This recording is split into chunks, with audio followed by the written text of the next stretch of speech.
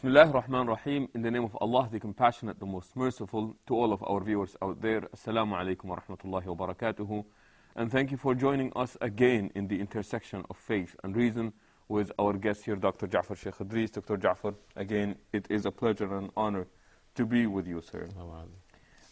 Last time we talked about God and His attributes, and I believe today we will be moving on to another fundamental, if you wish to call it, of the fundamentals of Islam, and that is the concept of life after death. Yes, and of course, so we want always to remind the viewers that these fundamentals are also the fundamentals of the early religions. Sure. Every prophet, of course, told his people that there is life after death, and he must have given them the same evidence that the Prophet ﷺ gave. Yes, and I think if people want to review this issue more in Surah Hud, where there is a good line of stories of messengers there, and every time a messenger would declare a warning and say, "Inni akhafu alaykum azab yawmin alim, azab yawmin kabir," that I fear for you a day, and he would be speaking about the day of judgment. So the Prophet would come and say that this life is not the end. Is not the end. This is only a short life, and your existence in this world is only temporary. This world is a world only of test, but the real world is the world to come. That after you die, you will be resurrected. You will either go to hell or go to heaven according to what you believed and what you did in this world. Now, there were some objections to this by the people who did not accept this truth. That resurrection is coming. Yes. Now, some of the objections of the Arabs were, first, they thought that this was not possible. Coming back. Yes. Yeah. And how can they used to come إذا كنا عظاما نخرة, after we have become, what do you say, decaying bones also. So the Quran had to prove to them that it is possible. And then the Quran tells them that it's not only possible, it must be for moral reasons. Moral and rational reasons. The possibility, for the possibility, the Quran mentions two things. First, because these people were believers in the Creator. So he said, if you believe in the Creator, you believe that He created you the first time. Why don't you believe that He can remake you? Because this should be easier than the first time. The first time. So it is possible. There's no doubt about its possibility for someone who believes in the Creator. At this point, Sheikh, does the Quran assume the existence of God? Yes, because these people were believers in the existence of the Creator. Secondly, the argument which the Quran elaborates on, the first one that we mentioned, is mentioned in so many verses in the Quran. Sheikh, if I may, is that the one also towards the end of Surah Yasin? وَضَرَبَ لَنَا مَثَلًا وَنَسِيَ خَلْقًا. Yes, قَالَ مَنْ يُحْيِي الْعِظَامَ وَهِيَ رَمِيمٌ. And he set a parable to us saying that, and he forgot about his own creation. Yes. And he said, who is going to revive these dead bones? إِلَيْكَ رُؤُوسُهُمْ وَيَقُولُ مَنْ يُعِيدُ قُلِ الَّذِي فَطَرَكُمْ أَوَّلَ مَرَّةٍ. When they the one, yes, if they say, who will bring us back to life? Say, the one who created you the first time. Then that is considered to be a rational argument. Of course. If you believe that, yes, then this shouldn't be any more difficult. No, it should not. You should not think of it as something impossible. It is possible. The second evidence that the Quran gives for the possibility, and not only the logical possibilities. You see, there are, might be, one can say these two kinds of possibilities. A logical possibility, which is very abstract, but the physical possibility. The physical possibility.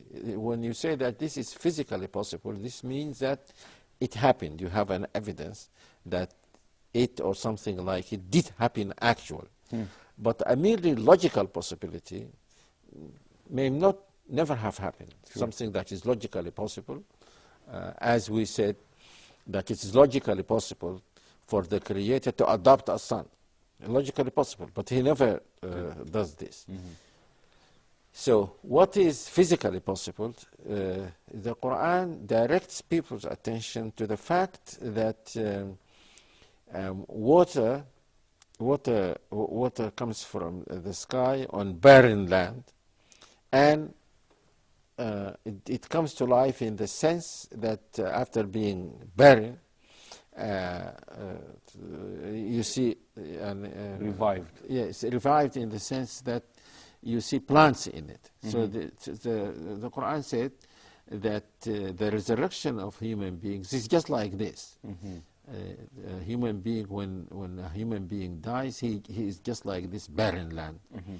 And just as God brings this dead land to life, he brings human beings to life. Now the second argument is repeated in so many verses in the Quran, and we can elaborate on it somewhat. It is a moral argument. And also it is known, the Quran repeats it, but some Western philosophers also know about what is called the moral argument for the existence of the Creator. Moral argument. What is the moral argument? It is very well known that there can be no human society without moral values. And morality is not a secondary issue, as some people may say. It is something necessary even for the existence of a society. To see this, imagine a society in which most people, 90% are liars. So you can't have scientists, because a scientist might make an experiment and he tells you something different from what his experiment led to. Interestingly, that just happened, by the way. Yes, I know. But because, fortunately for people, there were only very few people like this. But we are saying now, if the majority of all the people were liars, there can be no knowledge, because you don't know whether the teacher is telling you the truth or not. You can't read a book. You don't know whether the author is telling you the truth or not. So that is why some people express this idea beautifully. They said that moral values are the cement of society. The cement. Without moral values, there can be no society. If the majority of people become dishonest, or not keeping their promises, or liars or so. But there are people who are liars, there are people who are dishonest, and there are people who are very truthful and so on. And had it not been for these people who are truthful, there would be no society at all. Now the problem is, people who tell the truth, say, sometimes have to make sacrifices. You tell the truth and you lose $1,000 or so. You tell the truth and you lose a job. And you make that sacrifice. Now, if there is no life after death, people who make these sacrifices will be fools. Because this is the only life you can enjoy, and you are making sacrifices. That's why we believe that a rational person does not make any absolute sacrifice. To make an absolute sacrifice is to be irrational. So there must be a creator who knows what people are doing, what they are saying, and there must be a life after death where those who do good are rewarded and those who do evil are punished. Without this, the world will be something. The whole world will be something that is completely based on irrationality. That the people who serve society and keep things going are the people who lose, and the people who tell lies and work against society are the people who gain. So there must be life after this. And this is the essence of the moral argument. This is the moral argument, and the Quran, as we said in many verses. For example, أفنجعل المسلمين كالمجرمين ما لكم كيف تحكمون? Shall we make the ultimate result, the ultimate what do you say, of the judgment, the ultimate fate of those who submit to God and listen to His and abide by His message and His commands and so on. We treat them the same as those who rebel against God and become criminals. If you believe in the Creator, you would say no, even wise person would do this, let alone the Creator who is most wise and most. And you find in many verses in the Quran a link between this and the fact that there must be life after death. Sheikh, before we go on with this, we're going to take a short break and we will come back. We've got some few questions about the subject as well. So please do stay tuned and we will be back soon, inshallah. Assalamu alaikum wa rahmatullahi wa barakatuh, and welcome back again to the intersection of faith and reason, where we're talking with our guest here, Dr. Jafar, Sheikh Idris. Dr. Jafar, you were talking about the moral argument for the possibility of the day of judgment, and you said that no, not only possibility, or the necessity. Necessity. There must be a yes. Yeah. And you were saying that we were going to elaborate on how the Quran has made use of this argument when talking about the day of judgment. Yes. And you were about to give few examples that should. Yes. أفنجعل المسلمين, as the verse which I said, أفنجعل المسلمين كالمجرمين ما لكم كيف تحكمون. This is mentioned in the context of belief in life after death. And there are many verses like this. And the Quran also says, هل جزاء الإحسان إلا الإحسان? This should be clear that the reward of good must be good. Mm-hmm.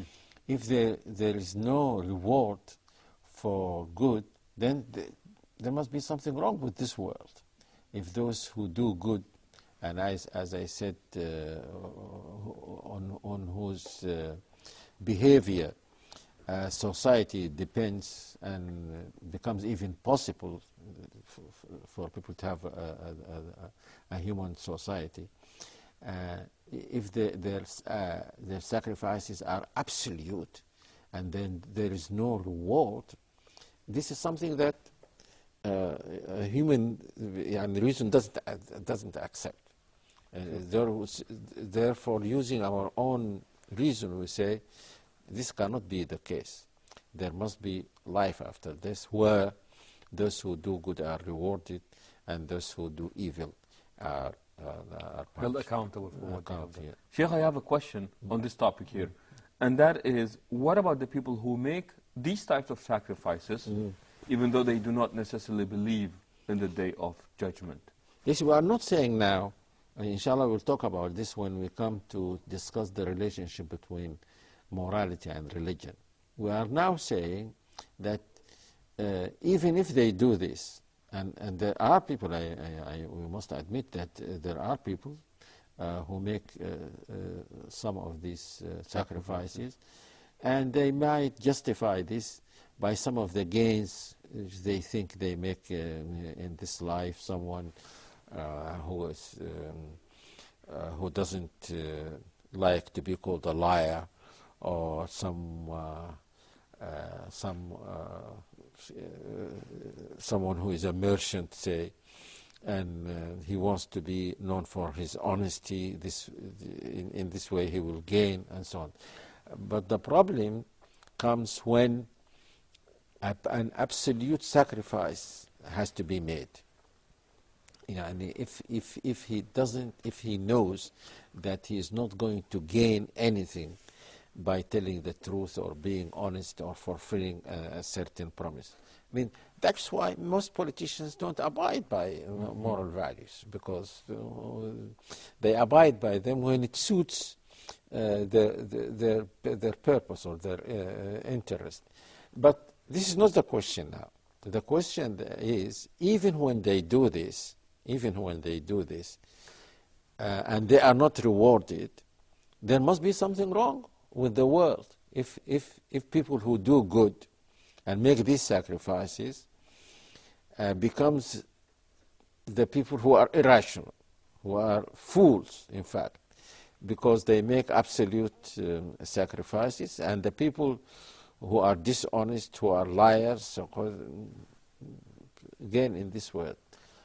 So there must be a life where, an afterlife where those who do good will be rewarded. Yes. Sheikh, I don't want to jump to conclusions here, but when the Quran speaks of the Day of Judgment, now the idea is not for the believers to become passive, in a sense that do not accept or tolerate oppression simply because the oppressor will be punished in the hereafter, and you as the oppressed, you will be rewarded in the hereafter. And I remember reading back then that when the statement was made that religion is the opium of the masses, if we keep saying that, you know what, the joy for the believers is in the hereafter, the punishment for the oppressors is in the hereafter, how does one balance between what I do here versus what I expect in the afterlife? But in fact, the people who stand against the oppressors and suffer, they will be rewarded. It doesn't say because Allah will punish them, so you sit back and don't do anything. No. You remember the famous hadith, سيد الشهداء حمزة ورجل قام إلى إمام جائر فأمره ونهاه فقتله. The best martyr is someone who goes to an oppressor, a ruler who's and he tells them, he advises them, and then the ruler kills him. So he will be in the same position as that famous martyr, Hamza, the uncle of the Prophet sallallahu alaihi wasallam. So it doesn't say, because of course some people can interpret it this way, but that is a very wrong interpretation. And in this way, religion becomes really an opium. The masses. So believing the hereafter is an incentive for believers to stand up. Yes, and that's why someone injustice. said Islam is not an opium, but it is. What is the opposite of opium? Something that wakes you up, and so Islam is not an opium. For example, the Prophet sallallahu alaihi wasallam. Many of the companions of the Prophet ﷺ said, we made a contract, pledge with the Prophet ﷺ that we will tell the truth wherever we are. So if you tell the truth, you are bound to suffer in this world. So the person who really believes in the hereafter should be the person who will be ready to make sacrifices, especially against people who are utterly immoral and who do a lot of harm to society. You remind me of a story, Sheikh. I hope we are not being terrorists now. One of the students at school, there was a question about what is your favorite attribute of God, and what are the practical implications for that attribute in your own personal life. And the answers that I got from the students were, people say, I like Al-Kareem, the generous or the noble. I like Al-Ghaffar, the most forgiving, and what have you. And I get the student, and he wrote that his favorite name of Allah was Al-Mumit. His favorite name was the one that, who causes death or Death. takes away life. And I was reading in his explanation, and he said, because wherever I see wrong, I stand up against it and I criticize it, knowing that only God can take away my life. Well, that's a very So good, to him, he said, believing in this actually became an incentive for me to be that positive Yes. citizen to Yes. speak against evil. And yes, that's a good understanding of the verse. but the idea is Well, not to God. become passive. No, of course not. Because as this student said, I mean, this is as it should be. Because if you believe in the hereafter and you compare what you are enjoying in this life with what you are promised in the hereafter, you see this as a trifle.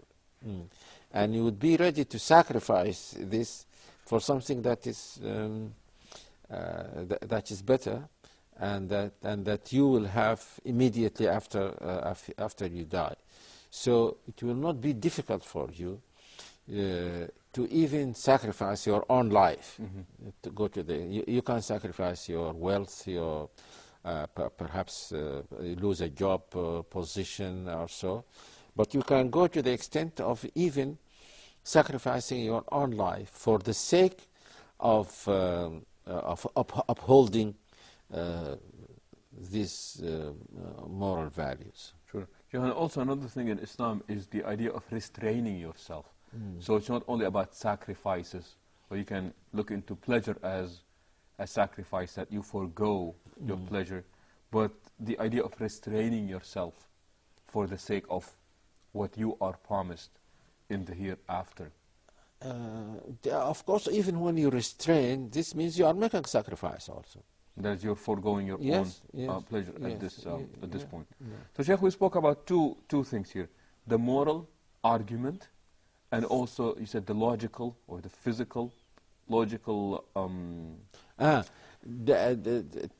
The first evidence. It is not an argument. It is an evidence. You can say. I don't know whether you can say an argument to prove that this is possible. That the resurrection is not something that is impossible. Because if it is something is impossible, it must be wrong. Now these people who come to the Prophet and say, how can, they are saying, you are not telling the truth. We believe in God, but we know that God does not do impossibilities, logical impossibilities. And this is impossible. So how can you claim that God does it? He says, no, it is not impossible.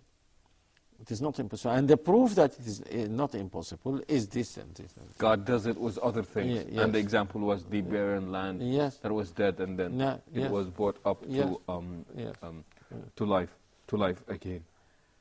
Okay, with this, inshallah, we come to the conclusion of this part of our episode with our guest here, Dr. Jafar Sheikh Idris. It was indeed a pleasure to have you with us, sir. Inshallah, do stay with us when we come back the next time. Until then, we say so long. Assalamu alaikum wa rahmatullahi wa barakatuh.